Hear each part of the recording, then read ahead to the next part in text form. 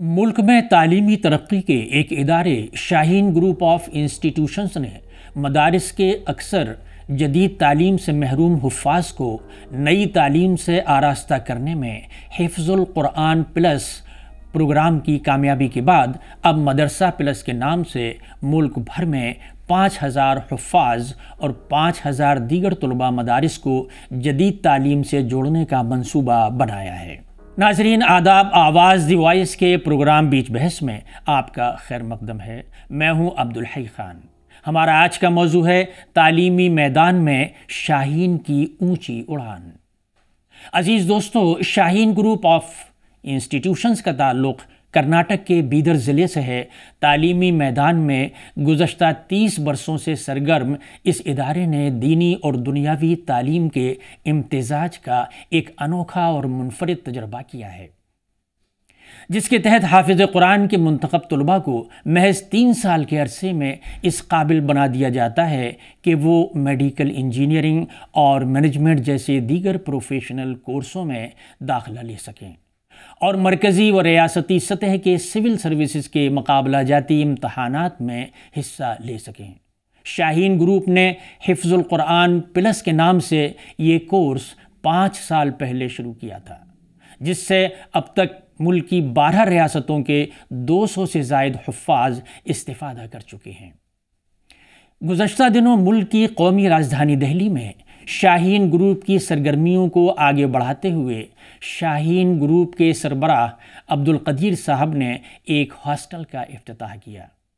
اس موقع پر انہوں نے کہا کہ میں مدرسے کے ذمہ داروں سے بات کر رہا ہوں، یہ بتانے کی کوشش کر رہا ہوں کہ آپ بڑے ادب و احترام کے ساتھ حافظ بنا رہے ہیں۔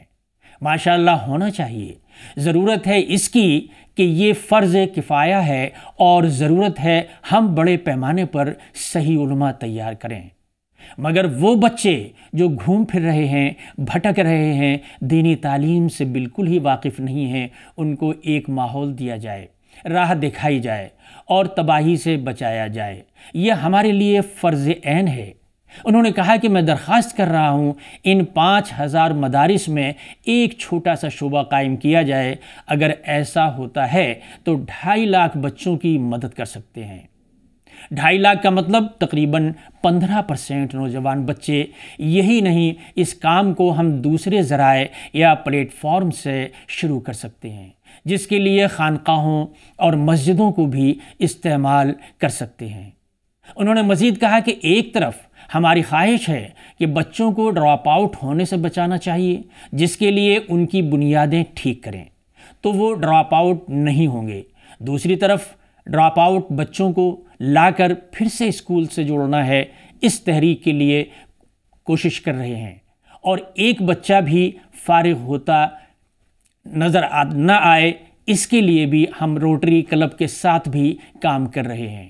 روٹری کلب ایسے بچوں کے لیے ایک عمارت حاصل کر رہا ہے جس میں ان کی تعلیم و تربیت کا انتظام ہوگا۔ اس میں ہم رہنے اور کھانے کا انتظام کر رہے ہیں، ٹیچرز کا انتظام بھی کر رہے ہیں۔ یہ کام ہم عوامی تعاون سے کر رہے ہیں۔ مندروں اور مٹھ میں بھی اس کام کے تئیں پیش رفت ہوئی ہے۔ ہم اس راہ پر آگے بڑھ رہے ہیں۔ ہم چاہتے ہیں کہ اس کو مزید پھیلائیں، اس کی ہمت افزائی ہو۔ انہوں نے کہا کہ اس نسل کو ہم بچائیں، کیونکہ نسل ہی اصل ہے۔ نسل کی صرف تعلیم ہی نہیں بلکہ تربیت بھی ضروری ہے۔ ہم اس نسل کو طاقتور بنانا چاہتے ہیں، اس نسل کو دینے والا بنائیں۔ یہ ہماری نسل دینے والی بن جائے تو آپ کو یقین دلاؤں گا کہ پوری دنیا ہاتھ ملانے کے لیے تیار ہوگی۔ شاہین کے روحی رواں عبدالقدیر صاحب آگے کہتے ہیں کہ ہم علماء اور مدارس سے درخواست کر رہے ہیں کہ ہماری سرپرستی کریں۔ ہم اس تحریک کو آگے بڑھانا چاہ رہے ہیں، اس میں مدد کریں۔ انہوں نے کہا کہ ہمیں ٹیوشن کی بیماری کو ختم کرنا ہوگا، کیونکہ یہ ایک بڑی برائی ہے۔ آپ کو یہ جان کر حیرت ہوگی کہ کرناٹک کے بیدر میں شاہین گروپ کی کوشش کے سبب یہ ملک کا واحد ضلع ہے جہاں کوئی ٹیوشن سینٹر نہیں ہے۔ انہوں نے کہا ہے کہ ہم نے شاہین گروپ میں ایک اکیڈمک ICU قائم کیا ہے، جس میں اداروں کے کمزور بچوں کو تعلیم و تربیت دی جاتی ہے ان کی اس کمزوری کو دور کیا جاتا ہے جو ڈراپ آؤٹ ہونے کا سبب بنتی ہے۔ عام طور پر بڑے اسکول بچوں کو نرسری سے داخلہ دیتے ہیں، لیکن جب بچہ 9ویں کلاس تک کمزور رہتا ہے تو اس کو 10ویں سے قبل فیل کر کے اسکول کا رزلٹ خراب ہونے سے بچانے کی کوشش کرتے ہیں۔ یہ ایک بڑا ظلم ہے، کیونکہ کسی بھی معاشرے کو بدلنے میں اسکول کا سب سے اہم کردار ہوتا ہے۔ انہوں نے بتایا کہ رمضان المبارک کے دوران 1500 بچوں کو تربیت دی جائے گی، جو کہ صرف گریجویٹ ہیں، جنہوں نے بی ایڈ یا کوئی ٹیچنگ کورس نہیں کیا ہے، لیکن ہمارا ماننا ہے کہ تربیت سب سے اہم ہوتی ہے۔ شاہین گروپ کی یہ کوشش ہے کہ نئی نسل کو اپنی تہذیب کے ساتھ ڈسپلن سے بھی متعارف کرائے۔ انہوں نے مزید کہا کہ آج تعلیم کے ساتھ تربیت کی بہت اہمیت ہے۔ ہم اس پر زور دے رہے ہیں کہ بچوں کو تربیت دی جائے، اچھی تربیت جو انہوں نے روزگار سے جوڑنے میں مدد دے۔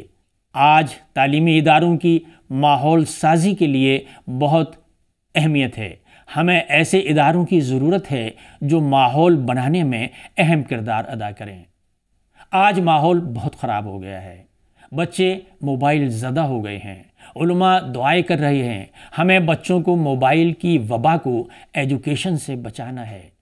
ہم یہ نہیں مانتے کہ ہر کوئی ڈاکٹر بن جائے، ایسا ممکن نہیں ہے، لیکن اچھی تربیت لازمی ہے، ضروری ہے اور اہم ہے۔ اس موقع پر سابق MP شاہد صدیقی نے کہا کہ جو کام شاہین گروپ کر رہا ہے وہ ایک بڑی خدمت ہے۔ میں نے بیدر میں اس مشن کو اپنی آنکھوں سے دیکھا ہے۔ انہوں نے کہا کہ ہم دانشور حضرات صرف باتیں کرتے ہیں، لیکن میں نے دیکھا کہ عبدالقدیر صاحب نے اس کو عملی طور پر دکھایا ہے۔ انہوں نے ہمدرد کے بانی حکیم عبدالحمید صاحب کا ذکر کرتے ہوئے کہا کہ وہ بہت کم بات کرتے تھے، لیکن کام خاموشی سے کرتے تھے۔ تقسیم ملک کے وقت جب مسلمانوں کی ایک بڑی تعداد پاکستان بھاگ رہی تھی، اس وقت حکیم صاحب پیدل چل کے لال کنویں سے تغلق آباد جایا کرتے تھے۔ مزید کہا کہ 1857 کے غدر کے بعد سر سید احمد خان نے حالات کو محسوس کیا۔ انہوں نے سمجھ لیا تھا کہ اگر حالات سنبھالنے ہیں تو تعلیم حاصل کرنا ہوگی۔ بریلی کے عالم دین مولانا توقیر رضا خان صاحب نے اس موقع پر کہا کہ سب سے پہلے عبدالقدیر صاحب کو ان کی کوششوں کے لیے مبارکباد پیش کرتا ہوں۔ ان کی سوچ کے لیے، ان کے ذہن میں جو آئیڈیاز آئے، جو خواب دیکھا، اسے شرمندہ تعبیر کر دیا۔ یہ بہت کم لوگ کر پاتے ہیں۔ میں نے آپ کو ملک بھر میں سفر کرتے ہوئے دیکھا ہے، محنت کرتے ہوئے دیکھا ہے۔ اللہ تبارک و تعالی آپ کے حوصلے میں اور اضافہ کرے اور ترقی عطا فرمائے۔ ممتاز اسلامی اسکالر پروفیسر اختر الواسع نے کہا کہ عبدالقدیر صاحب جو کام کر رہے ہیں وہ ملک و قوم کی خدمت ہے۔ میں آپ لوگوں کو بتا رہا ہوں کہ ہمارے مدرسے ہمیشہ سے شمولیت پسند تھے۔ یہ 1857 کے بعد جب انگریزوں نے اس ملک کے سیاسی اقتدار پہ قبضہ کیا اور اپنے طریقہ تعلیم اور طریقہ علاج کو بھی ہم پر مسلط کر دیا، اس وقت ہمارے بزرگوں نے یہ سوچا کہ اگر ملک کو نہیں بچا سکتے تو دین اور ایمان کو تو بچا لیا جائے، اسی لیے مدرسے قائم کیے گئے تھے۔ لیکن اب 75 سال سے زیادہ گزرنے کے بعد وقت آ گیا ہے جب مدارس کو پھر جدید علوم سے آراستہ کیا جانا چاہیے۔